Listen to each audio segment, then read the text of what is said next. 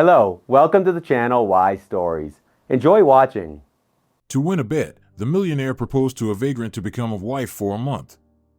But as soon as she arrived at the luxurious mansion, his mother fainted upon seeing. Gonzalo was bored, everything had become tedious. Sitting at a back table in one of the capital's trendy clubs, he lazily sipped his whiskey and watched the crowd. He thought about how his parents were relentless with their idea of marrying off their heir. What kind of husband would he be at 25? He still had so many pleasures to experience, his eye still roamed over all the beauties who seemed to purposely stroll past his cozy leather sofa. "Are you bored, cowboy?" A fiery brunette paused in her stride. Long, thick black eyelashes, a short cut styled like a menacing hedgehog, thick dark eyeliner around expressive eyes. Judging by her dilated pupils, she had already had quite a few cocktails inside her.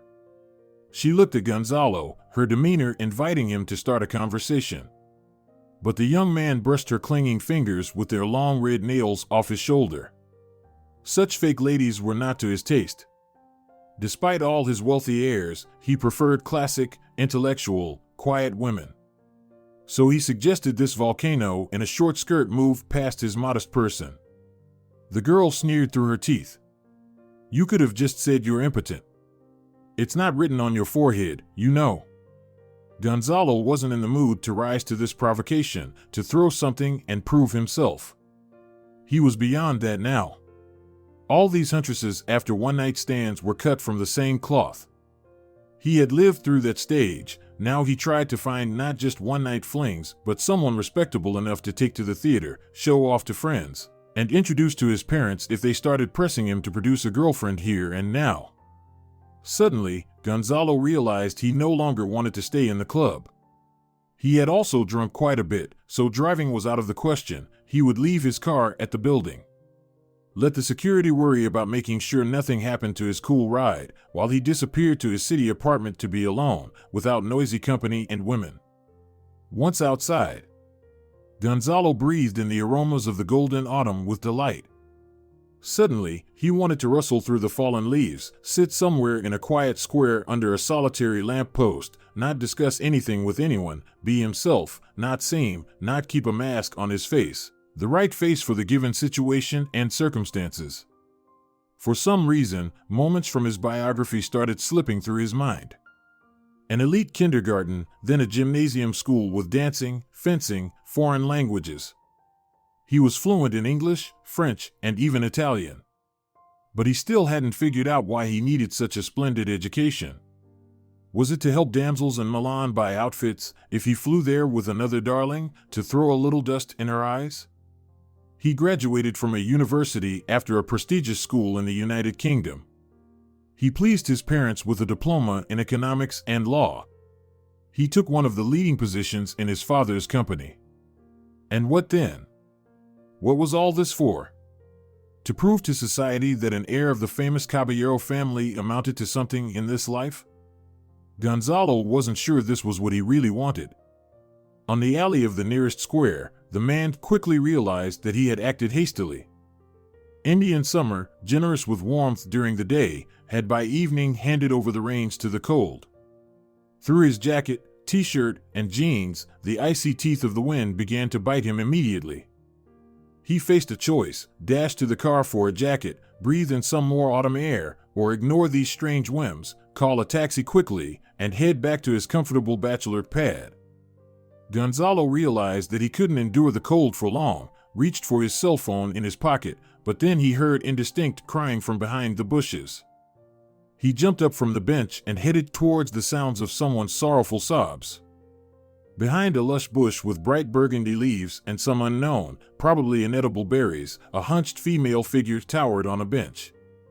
Gonzalo couldn't guess the age of the night sufferer at first glance. She was crying too inconsolably. It even seemed to him that she was not only indulging in some grief, but also chattering her teeth from the cold and even whimpering a bit, like a little puppy left without its mother. Gonzalo lightly touched the woman's shoulder. She instantly turned up her tearful gray eyes to him, crinkled her delicate nose. She wanted to say something, but her urge was drowned in a new wave of hysteria. The man slightly grimaced. He couldn't stand such women's antics. What could have happened to her to make her drench her jacket with tears? He made another attempt to distract the woman. Has something happened to you? How can I help? The woman looked at him, abruptly stopped crying. She almost calmly, astonishing Gonzalo with her ability to swiftly change her mood, said, "Then help. Find that shameless person who cut a hole in my bag while I was on the subway. It would be one thing if they just stole my wallet. There wasn't much in it. But I managed to put all my documents in a bright bag with Santa Claus and reindeer on it. There's my passport, diploma, and the address of a friend here in the capital who was supposed to shelter me for a while. I'm left with nothing. So, are you up for conducting an investigation and bringing this scoundrel to light?" Gonzalo genuinely laughed heartily. "And you, lady, are no easy target. I thought you would drown me in tears now, but look at you, all spirited.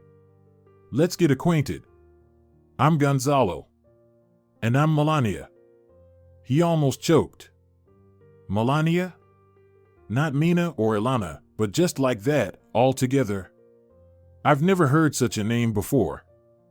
Whose idea was it to name you that? I remember very little from my childhood, Gonzalo. It's a long story. Now's not the time to tell it. I still need to find somewhere to spend the night. The city's stations are not an option. And I don't have a penny to get there anyway. I'll wait for dawn, then I'll see. But thank you for coming over, for asking. See, I've even stopped crying. It's cold, you should head home. And I'll manage, I'll cope. Gonzalo was surprised again, this time by her courage, not her ability to shed such bitter tears and then almost smile a moment later. He always made decisions quickly. He invited this desperate, thoroughly chilled stranger to his place. He even felt a sudden and unexpected sobriety. It wouldn't be a good idea to meet with the police right now, of course, but he decided to take the risk. He would drive his car home by back roads. He felt almost completely sober after this encounter. A few seconds later, he voiced his offer to Melania. Her reaction was expected. She was against it. "Do you take every stray puppy or kitten home with you? I'm like a homeless dog right now, unwanted by anyone. Why would you want such a headache? You'll sober up tomorrow and regret your nobility. Then what, am I back on the streets? I'll file a report with the police in the morning. They should issue some sort of document for this occasion. I'm not helpless, I have my wits about me, I'll earn a living somehow, I'll manage." Gonzalo was not used to women objecting to him. He wasn't inviting her to be one of his girlfriends, but offering shelter and a meal. He laid it all out straightforwardly to Melania. And she looked at him again with her big gray eyes and responded. "The fence burned down, and so did the house. Let's go, Sir Knight, or you might catch a cold yourself." Melania turned out to be a prophetess. They safely made it to his luxurious apartment. Along the way, they stopped at a supermarket where the man filled 2 huge bags with food. Fortunately, Melania's personal belongings were still with her in her second bag. A toothbrush and pajamas, already a great wealth for any sensible woman. Once in the apartment, it became clear that Gonzalo was thoroughly chilled. She had to make him take a hot shower and drink the coffee found on the shelf. When he finally fell into a peaceful sleep, the woman took care of herself. With the apartment owner's permission, she tried to make herself feel at home. She laid out her few belongings on a shelf designated for her, placed her modest cosmetics in the bathroom. Filling the bathtub, she warmed herself for a long time in the fragrant foam. Then, she set a pot on the stove with a hearty chicken to make a strong broth for Gonzalo. She found flour, sugar, and oil in the cabinet.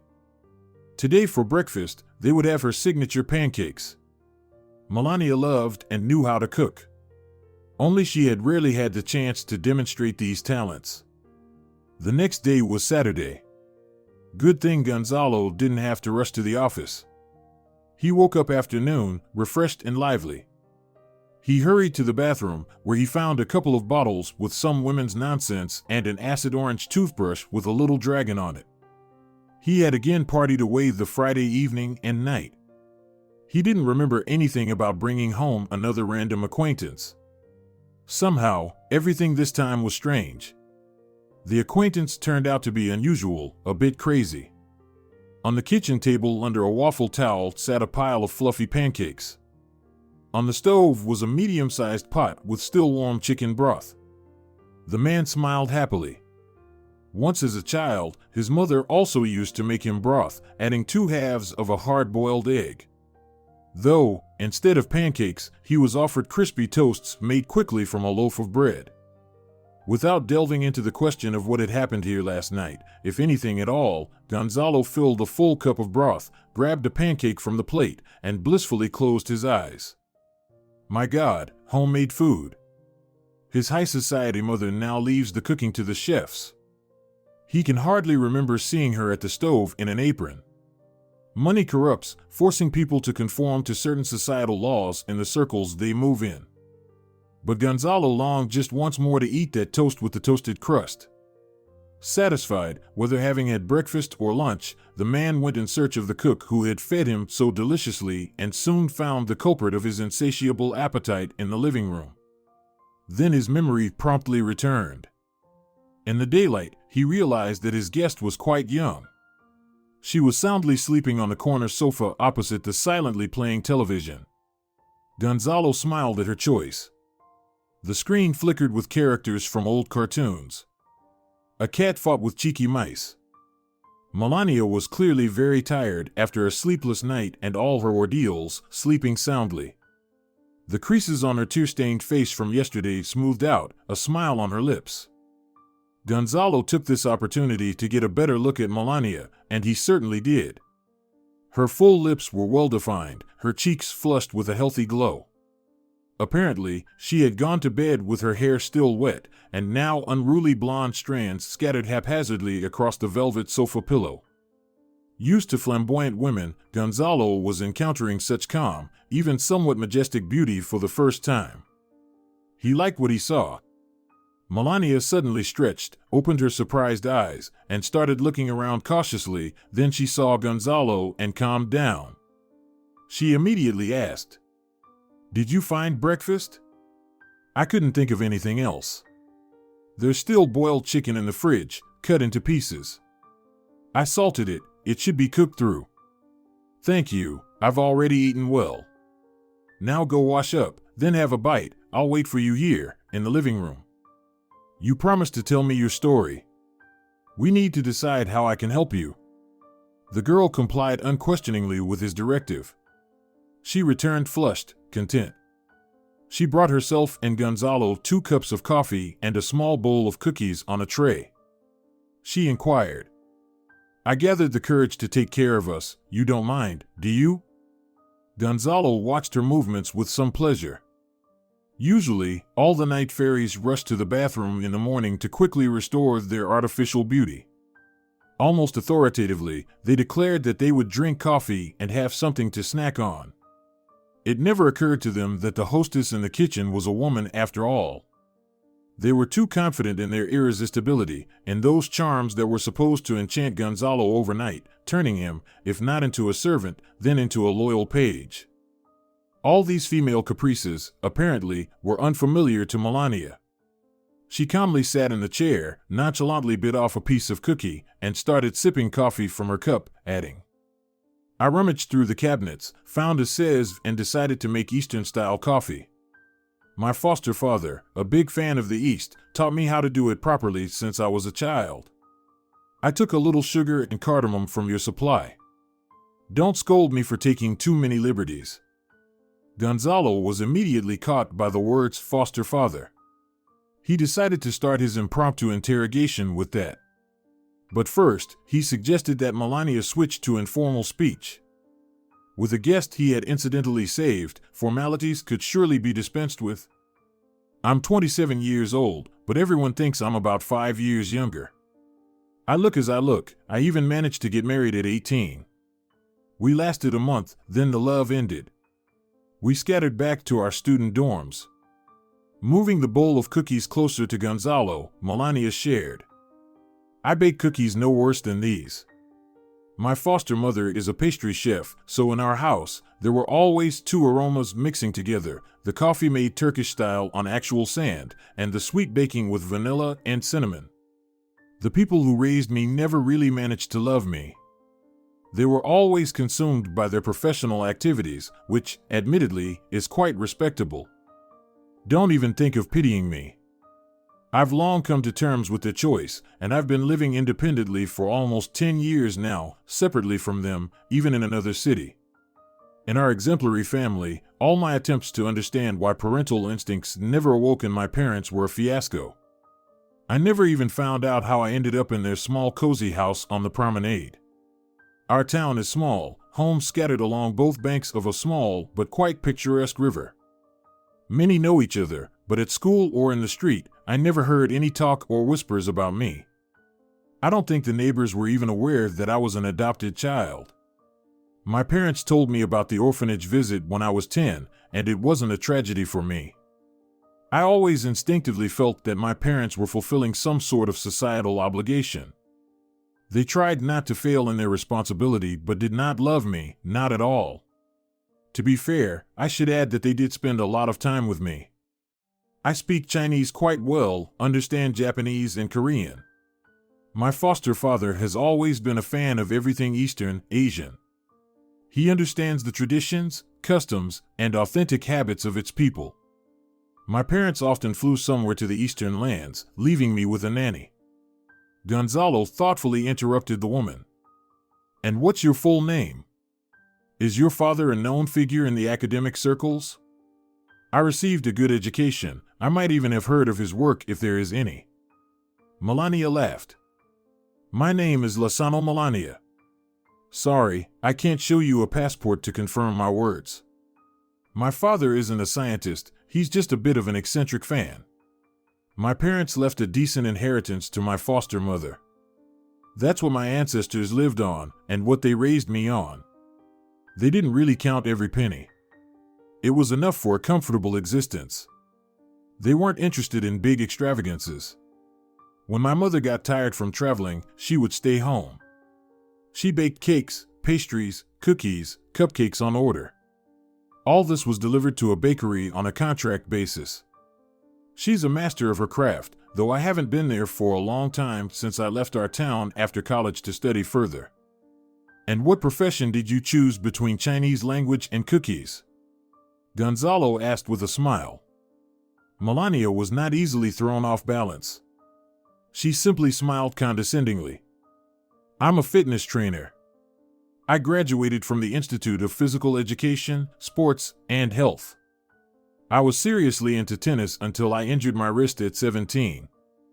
I slipped on the ice in a ridiculous way. It was possibly the worst fracture for tennis you could imagine. Before that, I had shown promise in the sport, but it all ended as it did. Gonzalo immediately looked at her with a man's perspective. Even in a roomy tank top and capris, it was clear that Melania was an athlete. And when she moved, grace was added to her elegant figure. How could he, such a fool, have failed to see all this while drunk yesterday? He only saw and heard sobs and tears. He had encountered a woman who was not simple, with good brains and an unusual upbringing. In his parents' circle, all the young generation seemed like marionette dolls. Pull a string, and they behaved accordingly. All the young women seemed to have come off the covers of fashion magazines, having been successfully cloned in beauty salons.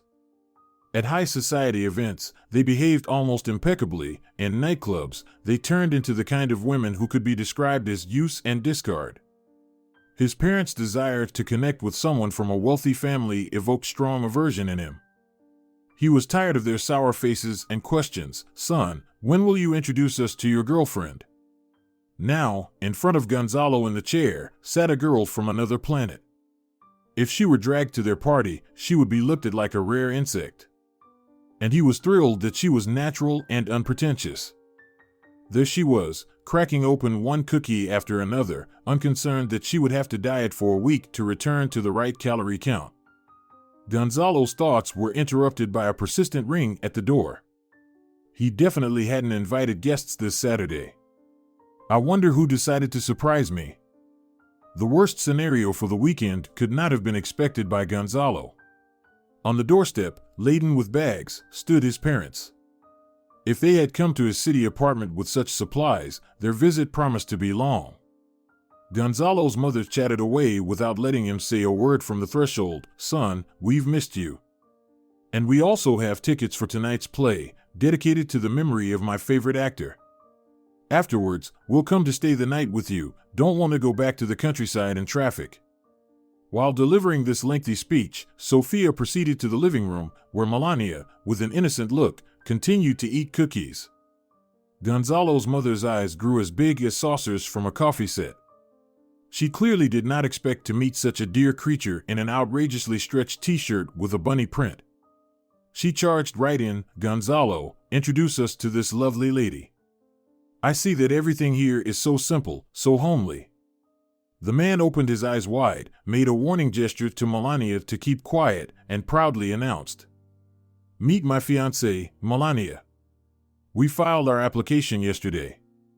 What followed could have made a legendary silent movie scene nervously smoke on the sidelines. Sophia almost theatrically collapsed into a nearby chair, clutching her head. "Gonzalo, your jokes are inappropriate. A fiancée is almost a wife. What will people say if not even an official engagement was organized? You're disgracing us across the capital." The young man immediately bristled. Melania didn't flinch, continuing to sip her now quite cold coffee. Then she stunned Gonzalo with her next move. "Dear, do you mind if I finish your coffee too?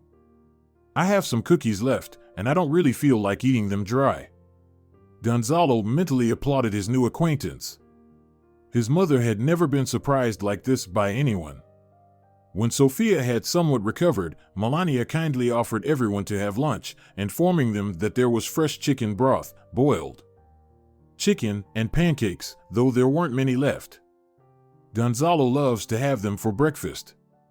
Later, Melania herself could not explain to the homeowner what had come over her. She excused herself, saying she saw so much pleading in his eyes to help him out, if she had read his gestures correctly, that is. At the same moment, having recovered from the shock, Sophia unexpectedly agreed to have a bite and headed to the kitchen, where she hoped to find bachelor chaos. But it was not to be. Melania, while cooking the broth, had tidied up the kitchen, even managed to wash and dry the light curtains in the washing machine drum. The young woman didn't know how else to thank Gonzalo, so she took on everything she was good at. She was not yet 15 when her foster parents delegated the cleaning of the house and yard to her. Since then, she had been on familiar terms with mops, rakes, shovels, and vacuums. Gonzalo's apartment was cleaned by a cleaning company, but he still managed to make a mess within a couple of days. They ate lunch in silence at first, with only the ticking of the clock in the living room audible, and then Gonzalo's father suddenly broke the silence, speaking for the first time during this encounter. "Melania, please, could you pour me some more broth? It's so rich, aromatic, and genuinely homemade, not some surrogate." Everyone at the table immediately perked up, starting a sort of superficial conversation about nothing, and then the elder caballero called his son to the balcony to smoke and chat man to man. Closing the door, he was straightforward. "Gonzalo, all these fairy tales about marriage you've concocted for Mom, of course. You can't fool me, such a woman won't marry you. You obviously come from different worlds, it's immediately obvious. And if Melania does decide to take such a step, I'm sure she won't last with you even a month if you get married. I can't imagine you being domestic and sweet. She seems to be exactly that, a simple, heartfelt woman. We'll return to this conversation later. We won't stay the night given the circumstances. I'll take Mother home so she won't be nervous around you. Think it all over well, son, don't make any foolish mistakes. You can't handle such a wife." Gonzalo bristled. So that was what his father thought of him. He grabbed the elder caballero by the sleeve of his jacket. "How about we bet that I will live with Melania not just for a month, but for the rest of our lives? Are you willing to make a bet on that?" Miguel looked intently at his son, as if seeing him for the first time, and then suddenly became excited. "Let's make a bet, but let's not involve our women in this." If you marry Melania and live with her in harmony for at least a month, I will transfer a significant portion of my company's shares to your family. If you last much longer and give us grandchildren, I will transfer the entire controlling stake to you. I think that's a high stake, Gonzalo. You will stop being just our little boy and become the head of a major holding. Decide, I won't make such an offer again. At the theater, Sophia couldn't sit still. Even the brilliant performance of the actors couldn't distract her from her thoughts. The public opinion about their family was very important to her, and here was such a twist from Gonzalo. What could she think of? During the intermission, Sophia surprised her husband with a question. "Dear, do you think it would be too improper if we go to the buffet now and you get me about 100 grams of cognac? My nerves are completely frayed." The strong drink didn't find a sound solution in her head, but she enjoyed the second half of the play with pleasure, almost without being distracted by thoughts. On the way home, she shared her worries with her husband. Miguel did not consider his son's wedding a drama and calmed his wife instantly. "Why are you fussing so much, Sonia? Gonzalo's girlfriend made a pleasant impression on me. Maybe we'll finally get grandchildren." "But she's not from our circle," Sophia responded. "Forget it, it's just us two now. The taxi driver doesn't count. He'll drop us off and forget about our existence. When did you turn into such a high society lady? Have you forgotten how we started? You'd better invite our son and his wife to our country mansion. A honeymoon can be varied. They can go on an exotic trip later. I can't let him take a vacation right now anyway. There are several tenders at stake. He's a key figure in preparing the documents for our participation. And you can observe the young lady in our environment, teach her our unspoken rules of life. You won't be able to cover every one of your friends and their daughters' mouths anyway. Let them get used to the idea that one of the most eligible bachelors is now off the market." Sophia found her husband's proposal sensible. She would invite her son and daughter-in-law over under a plausible pretext, and then see how to present the marriage story to their social circle.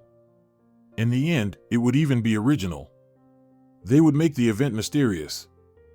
She slept very soundly after all the day's tumultuous events. She felt confident that she would emerge from the proposed circumstances victorious. Back in Gonzalo's city apartment after his parents' visit, a conversation was also underway. Melania had lost her former fighting spirit, already regretting getting involved in such an unusual arrangement with the older generation playing along.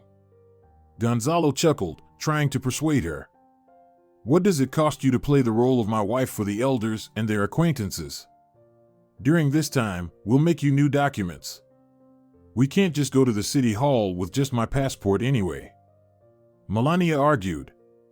"What are you talking about, Gonzalo? What kind of a high society wife am I? We are like two opposites in our views on life. We will never converge at one point." Gonzalo immediately seized the opportunity to hear more of Melania's life story. He reminded her that they had stopped at her choice of being a fitness trainer. The young woman smiled again. "There was actually nothing so special further in my life. After graduating, I returned by inertia to the city where my foster parents lived. They were still traveling to Eastern countries, then would spend hours admiring the photos they brought back under my mother's pastries. I'd visit them briefly. They would talk to me dryly, politely. I eventually stopped distracting them. After a quick youthful marriage, I lived with a guy in a rented apartment. It was convenient for us. Two unsettled people. Coming home, the kitchen light was already on, he was cooking, it wasn't so lonely and cold. We didn't love each other, but it was comfortable and convenient for us. Not all couples create unions having met their soulmates, as they say, in heaven." Gonzalo gestured to stop her. A pressing question immediately formed in his mind. "And what was it that you didn't like about him? What was wrong with him?" Melania grimaced. "You've misunderstood a bit. Let me repeat. It wasn't about something bad or good. People say about such a relationship, they met oddly and parted oddly. The priority was to alleviate loneliness with a decent partner. Do you really think that a man and a woman are together only if there is true feeling? That's a naive view. Often, two people stay together for a while because, at that particular time in their lives, it's the most optimal solution to a certain situation. They might be bound by work, everyday life, financial difficulties. When one of the issues I mentioned is successfully resolved, they each go their separate ways. Gonzalo was taken aback. This Melania isn't as simple as she seems at first glance. Look at the sharp argument she's making. Things are getting more interesting with her. A month of Gonzalo and Melania living together in one apartment was like the everyday and holidays of some communal living. From Monday to Friday, Melania worked on restoring her documents and looked for a job, but so far without results. In her provincial town, fitness trainers were a rarity. In the capital, such specialists from the periphery were a dime a dozen, and her diploma from the institute had not yet been confirmed. Gonzalo awaited a home-cooked dinner daily. As a bonus, a new dessert with coffee. The man grumbled that he would gain a ton of weight with such a diet, but he couldn't resist and devoured everything. Neither crossed the boundary of platonic interaction. Gonzalo did not want to take advantage of Melania's temporarily distressed situation. A true hunter always spurns such prey. It never occurred to Melania that he would not mind crossing that line. She immediately faced so many difficulties that it was hard to know which thread to untangle first. She had quit her job back home, moved out of her rented apartment. It was her client, a temporary capital city resident taking fitness classes with Melania, who got all in her head. "Oh, Melania, you are such a gem. It's a shame for such talent to go to waste in the provinces. After your workouts, I feel reborn. I'll leave you all my contact details in the capital. I'll pull some strings to get you clientele from my girls. I'll help you get a position at one of the fitness clubs. I have many connections in the capital. You won't be left without a roof over your head or money, decide." By that time, Melania had just broken up with her boyfriend. He had found his true love and got married. There were fewer and fewer clients at work. It was not about the quality of services provided. The city was living hard. Unemployment, downsizing, businesses going bankrupt. People simply did not have money for bread, let alone for fitness, even for the most desperate. And Melania's foster parents hadn't called her for the second month. They did respond to her calls, though again, they were aloof. They were packing for another long trip to the east. Funny, of course, at 27 to expect even moral support from older relatives. At least that's how they made their position clear to her. So, Melania headed to the capital without hesitation. But initially, the capital decided to test her resilience. So far, the woman was still dealing with the initial consequences of her decision. Gonzalo was a godsend to her. Among Gonzalo's close friends was a maestro of paper documents. He crafted a fake marriage certificate, beautiful, you couldn't take your eyes off it. And so, a month after the bride met the parents, Gonzalo presented the proof. Melania desperately resisted the upcoming spectacle, but Gonzalo finally persuaded her. Neither of the women in the family had any clue about his bet with his father. They decided not to host a lavish reception at the mansion in honor of the son's marriage just yet. It was also surprising that the young couple was not rushing to the capital to partake in youth gatherings. Dutifully, they appeared for breakfast in the mornings, then walked through the forest or swam in the pool. A leisurely lunch followed, sitting in the gazebo in the courtyard, and in the evenings, dinner with Miguel. He did, after all, give Gonzalo a couple of weeks off. Let the new family settle in. He kept smiling to himself. Sonia did not recognize her husband. Sophia would have been even more amazed if she knew that the young husband and wife slept separately. In Gonzalo's room, there was a huge double bed and a corner sofa. The gentleman gave his lady the right to choose. Melania opted for the soft, comfortable sofa. The bed was still a bit intimidating to her. The former athlete considered it an undeniable pleasure to spend as much time as she wanted in the pool. She did not want to get out for hours. An encounter in the pool with Sophia one day left the young woman dumbfounded. The incident was extraordinary. It was Monday, the very day Gonzalo had to go back to work, so he was a bit sad at breakfast, which did not escape his mother's notice. "My boy is truly in love, what a surprise," Sophia thought to herself, trying not to show her true feelings outwardly. She even didn't want to admit to herself that she liked Melania. She had been observing her for so long, and there was not a single fault in the bride's behavior. Attentive, caring, affectionate with her husband, not clinging to him like all his past girlfriends, not flaunting that she was the lawful wife of a rich man. She quietly cared for him in a feminine way at the table. Even yesterday, she rushed to iron a shirt for him for work, which stunned the maid. She tries not to be alone with her in-laws, always walking everywhere hand in hand with Gonzalo. We should change her modest wardrobe to something more decent. Give her a more groomed appearance. Any boutique, any beauty salon would welcome them with open arms. After seeing their men off to work, the mother-in-law and daughter-in-law went their separate ways to their rooms. Melania hurried to put on her swimsuit and swim. Sophia chatted a bit lazily with a friend about the latest social news and realized she was terribly bored. Why not go to the pool herself? She hadn't stretched her bones in ages. Digging through her wardrobe, Sophia pulled out one of the swimsuits, put it on with hesitation, pulled a terry cloth robe over it, and set off, as she thought to herself, to bother her daughter-in-law. Putting on beach slippers, she walked past the surprised maid. In the eyes of the servants, it read, "Look at that, even the lady herself has decided to swim." Sophia smiled triumphantly at her unexpected determination to take up sports, dropped her robe and towel on a lounge chair, and approached the pool edge. Melania was enjoying herself, clearly visible even from a distance. At one point, she swam very close to her mother-in-law, who was still unaware of the deceit concerning her marriage. She turned around, facing away from Sophia, and at that moment, everything went dark for Sophia. On Melania's back was a large birthmark in the shape of a perfect triangle. It was very distinct in shape, one you could never mistake for anything else. At that moment, Melania only heard a rather loud splash, but didn't immediately realize that Sophia, having fainted, had fallen into the water. Everything happened instantly. Sophia had just stepped down a few steps into the pool and then lost consciousness. It was a miracle she hadn't fallen in another way. She didn't hit her head or break anything. Melania rushed to help, pulling Sophia out of the water onto the top step, and ran for the maid's help, unable to pull the larger woman onto a lounge chair by herself. A few minutes later, Sophia opened her eyes, saw Melania leaning over her, and flinched as if she saw not her daughter-in-law but a ghost.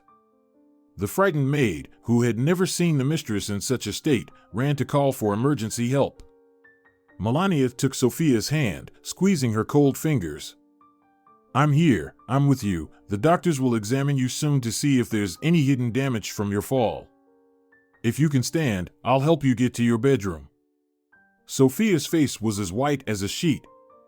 She silently nodded to Melania that she would try to stand, and when the young woman reached to support her by the waist, Sophia flinched, removed her hand, and whispered weakly, "I can walk by myself, go on, I want to be alone." Fortunately, the paramedics who arrived soon found no injuries. They were only slightly disturbed by her wild eyes, but such a reaction was attributed to stress. After a good dose of sedatives, the woman fell into a troubled sleep. She did not appear for dinner. Concerned by her strange behavior, Miguel found his wife in the bedroom, praying beside a small icon. He had never seen them in the house before. His wife had never been a religious person. When he entered, it seemed to him that his Sophia had aged 20 years. Her eyes were empty, her lips trembling. The woman turned to him and quietly whispered, "She found us after 27 years. Our abandoned baby, my sin, my hell, my mistake." At first, the man didn't understand, then suddenly he turned pale. "Who are you talking about?" Sophia said wearily. "Melania. We just didn't realize at first that it was her." Miguel anxiously demanded an explanation. How did you come to think that Melania is connected to that baby? Sophia whimpered, almost howled. She has come to me in dreams, with that birthmark on her back. The triangle is so distinctive, it grew and became even brighter. Such a thing can't be artificially made just to infiltrate our house and finally accuse us of that crime. Of her mother's death. All calm and composed, intelligent, that's Melania. She came to take our Gonzalo away from us, our own flesh and blood. Miguel tried to counter his wife. They've been together for 2 months now. Our boy has changed so much during this time. I barely recognize him. He's not rushing to hang out with friends. Today at work he prepared a large volume of documents in record time. Analyze the situation. Maybe Melania doesn't even know about us and our role in her fate.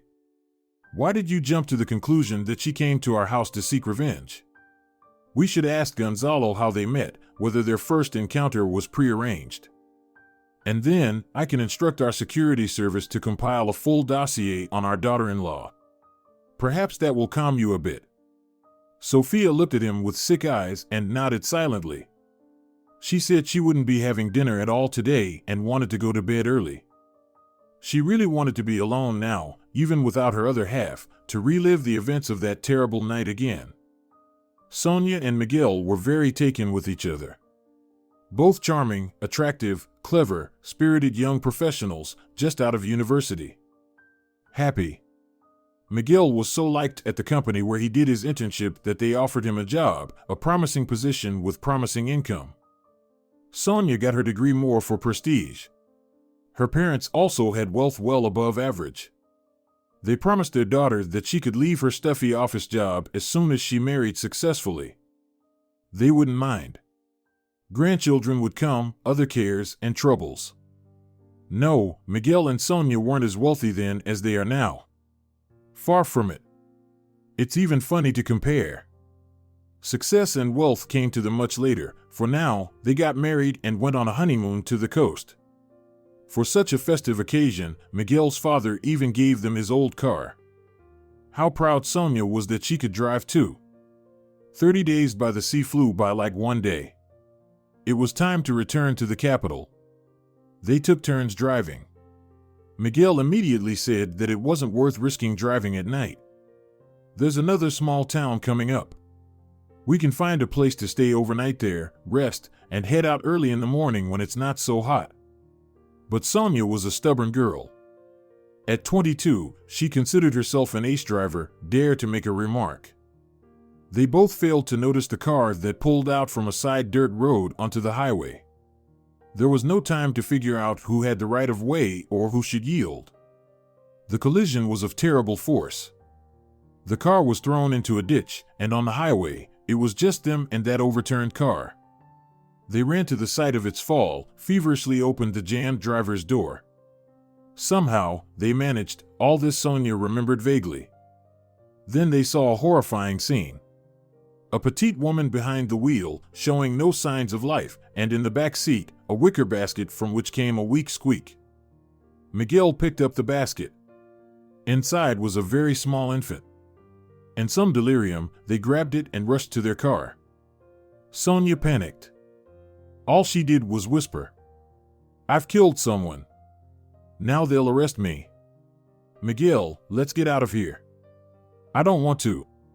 I'm scared." They laid the child on the back seat. It was a girl.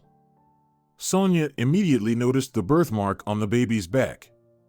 It was strange, rare, a brown triangle on pale skin. Night, animal feared that they would be discovered, called to account. The weak squeak of the child, the desperation. Miguel immediately asked his young wife the main question. "What shall we do? Take the girl with us to the capital?" Sophia hissed. "Have you lost your mind? What will we say to our parents, friends, everyone we know? This will expose us. They'll find me. This accident will ruin the rest of my life. Let's get rid of this girl." Sophia pointed at a road sign and suggested, "The nearest small town is just 20 kilometers away. We'll take the girl there and leave her with someone." The journey to the town was spent in complete silence. The girl calmed down, sleeping peacefully in her wicker basket. As they drove, dawn began to break. Sonia was constantly worried that they would be seen and remembered. But everything went smoothly. Crossing a bridge, they arrived at a charming promenade. Along the riverbank, a row of houses was neatly lined up. There was a lot of greenery around, and rose bushes flaunted behind fences. Parking the car, they walked along the promenade. They had to hurry. The town was beginning to wake up. Such a lovely place, the young criminal thought to herself, the girl will be well here. Following his wife, Miguel silently carried the basket with the baby. She slept serenely, unaware that her future life was about to change drastically. They chose the most substantial house.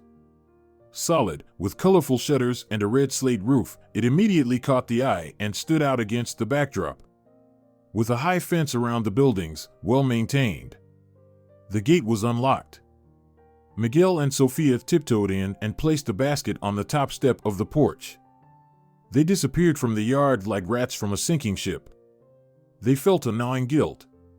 Half an hour later, Miguel and Sonia bought some food at a newly opened shop to eat on the road. They left the town with heavy hearts, seeing no other way out of their situation. On the road, Miguel declared, "Sonia, this nightmare didn't happen. Keep your mouth shut, and no one will ever find us. There are unlikely to be any witnesses to our deed.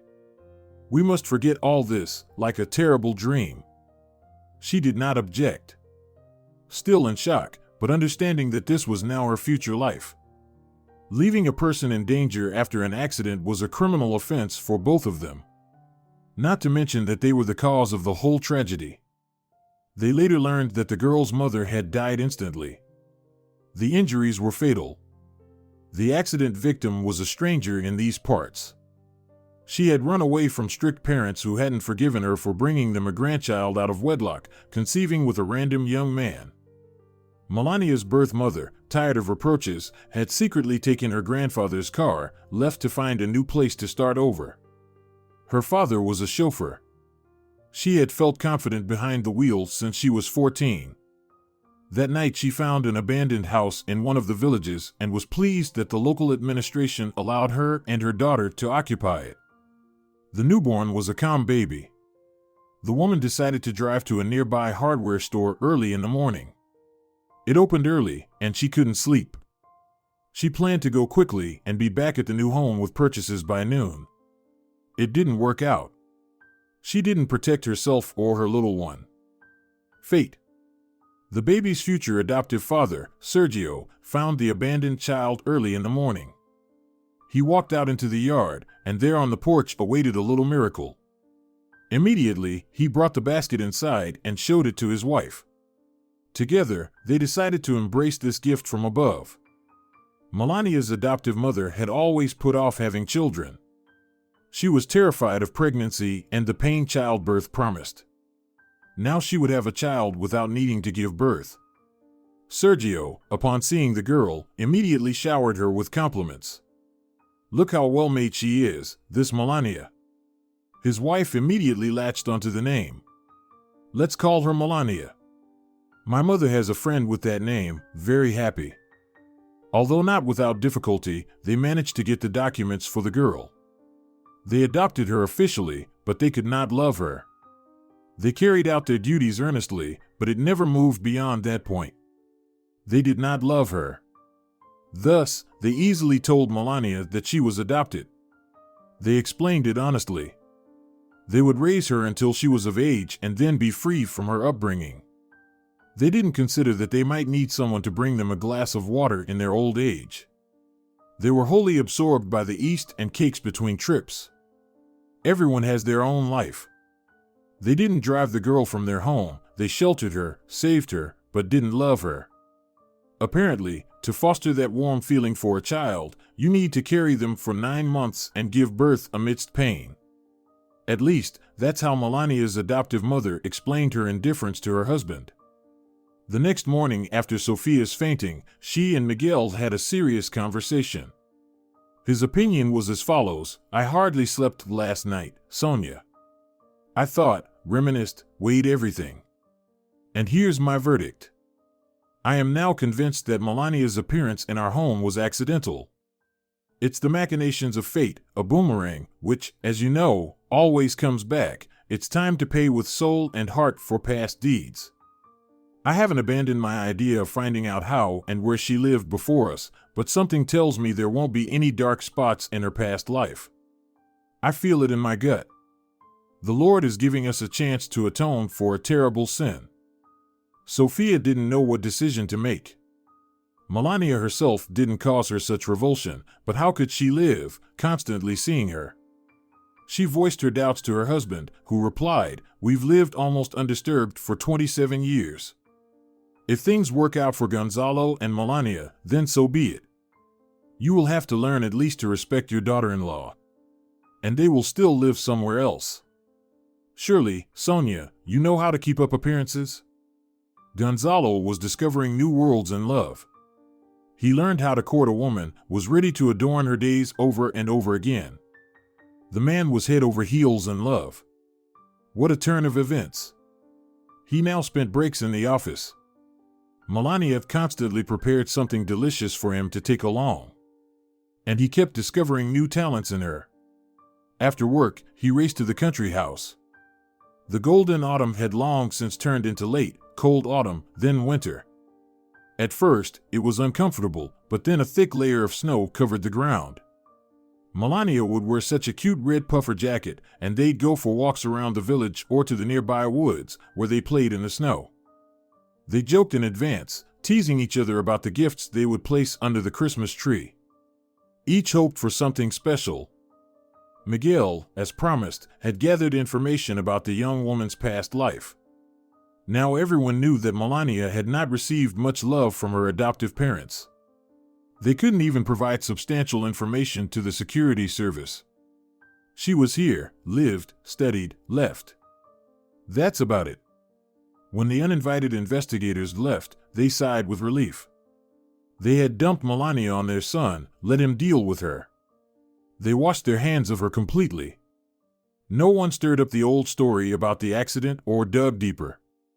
When the tragedy occurred, the police, who found the body of an unknown woman in the car, didn't particularly search for the culprits. Efforts were made, of course, but it was like looking for a needle in a haystack on a busy highway. The identity of the deceased was established. Her family was informed, but strangely, they never mentioned that the victim could have been with a child. She was there and then she was gone. They weren't interested in the consequences of their daughter's escapades. The memory of the granddaughter was quickly erased from their minds. They didn't grieve much over their daughter. She had it coming. Sophia began to thaw a little. Her fears retreated once again. Melania showed no inclinations toward revenge, treated her mother-in-law with respect, and spoiled Gonzalo. Sonia couldn't help but see how deeply Gonzalo was drawn to his wife. The mysterious ways of love. Miguel was right. Their son was unrecognizable, as if he had been switched. For New Year's, Gonzalo started talking about how he and Melania had not yet had their honeymoon.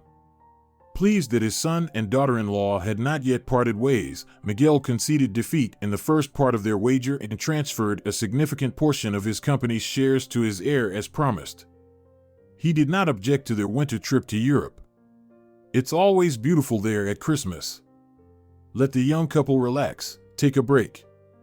Melania was skeptical. She didn't believe in Cinderella stories. They had stripped her bare, and now here was a prince on a white horse. She was terrified of scaring away this fragile happiness, not drawn by the money of his family. Well, honestly, maybe just the pool was enchanting. That she could swim in it as much as she wanted. But she would give that up too, for someone to simply love her as she was, with all her flaws and merits. She would partake in another miracle, fly with Gonzalo to Europe. Her passport had been restored, and now her so-called husband was handling the paperwork for her foreign passport and visa. Melania saw that she pleased Gonzalo, but she so wished for the impossible, for him to say "I love you." Let everything seem sentimental, she didn't mind. She too had grown fond of this rich man who turned out to be a real knight from life, not medieval tales. The plane was noisy, even in business class. Tourists excitedly shared plans for the winter weekend. Gonzalo was silent, deep in thought, then suddenly, "Melania, I've been wanting to say this. Marry me, for real. I've grown so attached to you, I've never felt like this before." The woman smiled softly. "Aren't we already husband and wife to everyone? What's not satisfying about that?" Gonzalo put his arm around her shoulders, looked into her eyes. "I want to be with my beloved woman without any lies. I didn't tell you, but I have good friends in one of the cities on our European tour. We can get married there. Or do you want a crowd and a beautiful dress? Everything will be as you say, just answer me now, don't keep me in suspense. It's freezing outside the window, and I'm all soaked from nervousness." Melania paused for a few seconds, then calmly replied, "Yes, I will be your wife, and I don't need the fanfare or a white dress. My knight already once saved his lady's heart. Now I trust him completely with all of myself. I love you too." And what was most surprising, at that moment, Melania had an epiphany. It turns out, confessing love is just as romantic as hearing words of love directed at you. Somehow, she was sure that this thrilling feeling would now be plentiful in her life. If you're enjoying it as well, leave a like and subscribe to the channel.